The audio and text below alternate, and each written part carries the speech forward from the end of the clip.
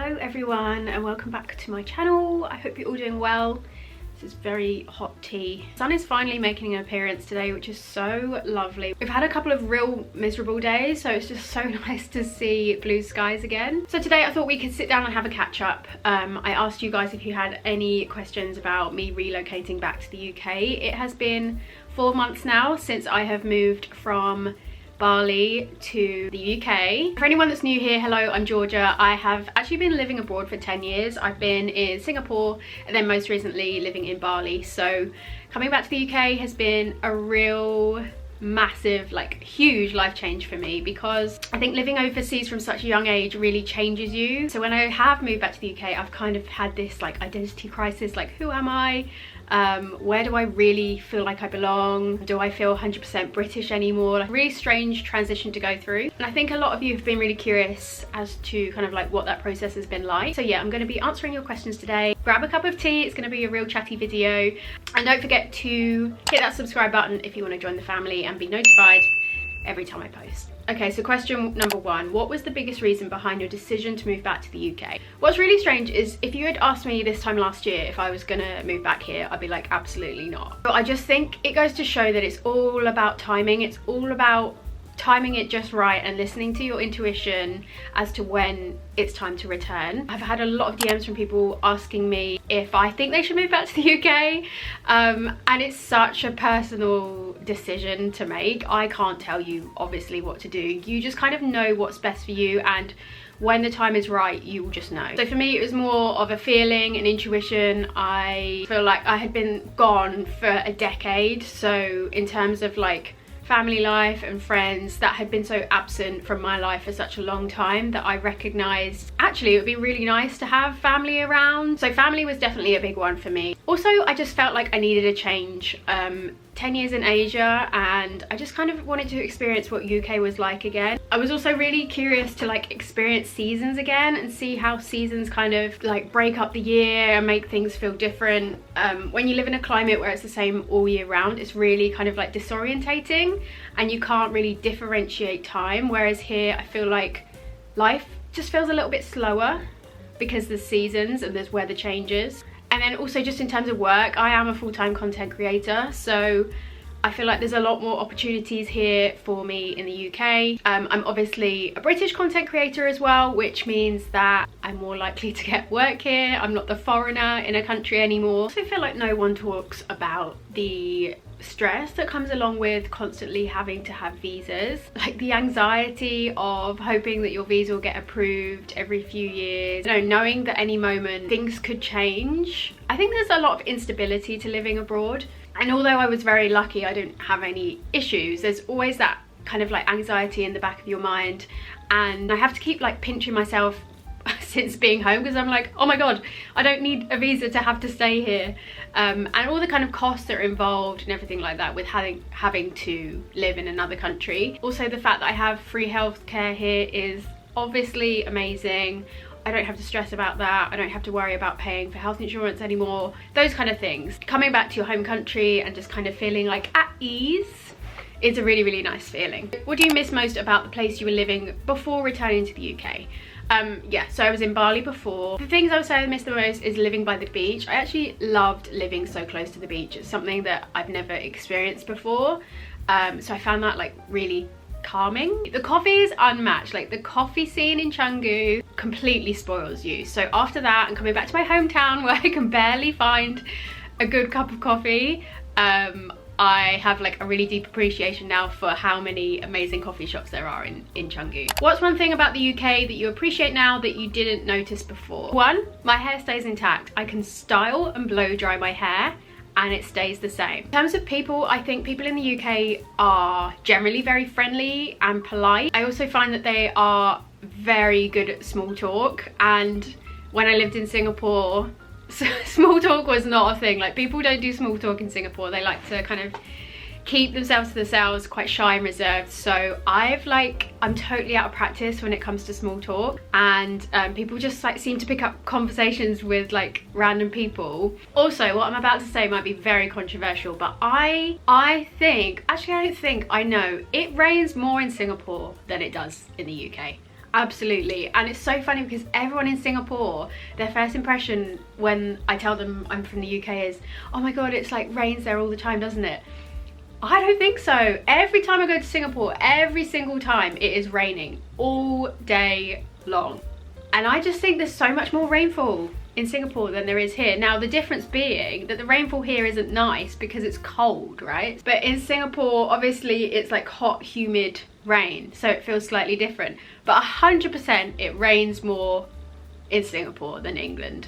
You guys can fight me on that if you want, but I'm telling you, it's the truth. And another thing I don't take for granted anymore is one, the architecture. I think the architecture in the UK is beautiful, like the historic architecture, and the countryside. I am in love with countryside walks. I think the English countryside is some of like, maybe one of the most beautiful places to be, like in terms of countryside. I love it. I love it so much. Have you noticed any cultural or lifestyle differences in the UK since your return? I think obviously cost of living is a massive thing here. Inflation and things like that, a lot more here than they ever have before, which is obviously understandable because everything has changed. But I think we are seeing that like everywhere at the moment. I also think politically, I think there's a massive political divide in the UK. In the same way that America is like, their political divide in America is like exasperated more than ever at the moment. And I feel like I'm getting that feeling in the UK as well. Like everyone is really, instead of maybe focusing so much on the problem, they're just kind of turning on each other. The fact that our media, oh my god, I'm getting so deep, but they profit from dividing us. So people need to be more aware of what they're getting angry about, what is antagonizing them, and point their anger in the right direction instead of on each other, because if that keeps happening, we are just going to get nowhere as a nation. And there's a lot of people in this country that talk badly about this country, and obviously I've come from, you know, I have a different perspective. I come to this country with like fresh eyes. People always think the grass is greener, and I'm here to tell you that the grass is green where you water it. Like I said, until you've maybe lived abroad or experienced something else, you don't realize what you have. It's a very normal thing for humans to experience. I would say that's something I've definitely noticed, is people are feeling unsettled, understandably. I totally get that, but like I said, I think the anger needs to be pointed in the right direction. God, I didn't mean to get all political up in here. What's something you miss about living abroad that you can't find in the UK? I think massively it's the safety. If we're going to talk about Singapore, I miss the freedom of, you know, like going out of an evening and then knowing that I could walk home by myself, get the train home by myself, and I wouldn't have any worry about safety as a single woman, like no worries at all. In the UK, that obviously I don't feel as safe. I think about, especially as we go into winter, because in winter it is going to get dark at 4 p.m. So as soon as it's dark, I'm gonna have to think about, oh my god, am I gonna walk home on my own? Like, am I gonna get the train at this time? There's lots of things that come into play, you know, planning routes and thinking about your safety and that kind of thing. And that takes a lot of effort to think about. So I would say I miss the safety of Singapore. I also miss just like convenience. You know, I live just outside of London at the moment, and I pop into London when I need to. But obviously if you're in the center of a city, especially a tiny city like Singapore, everything was super convenient and on your doorstep, and I could see people, you know, at the drop of a hat and that kind of thing. And I think because this is a bigger country, it is definitely a bit harder to do that and be as like spontaneous, I suppose.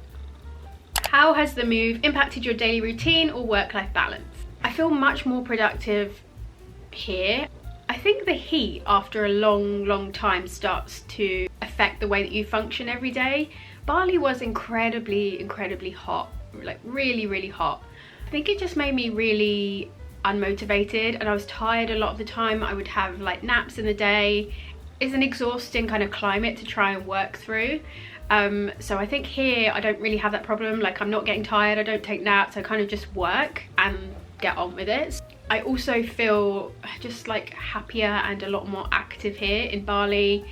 It's a really unwalkable place. If any of you have been to Changi, you know how unwalkable it is. So I didn't really move, like I didn't really walk anywhere. I just jumped on the back of a bike, and that's kind of how we got around.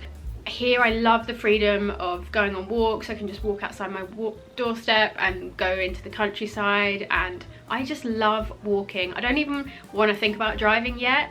That's a whole other thing, because I'm literally enjoying walking that much. and then if I need to go anywhere, then I just get the train. So yeah, I think those are the two things that have kind of impacted my daily life the most. Okay, and the last question, what advice would you give to someone considering moving back to the UK after living abroad? I would say only move when you know you're ready. Like I said, you have to feel in your heart of hearts that it's the right time and it's the right decision.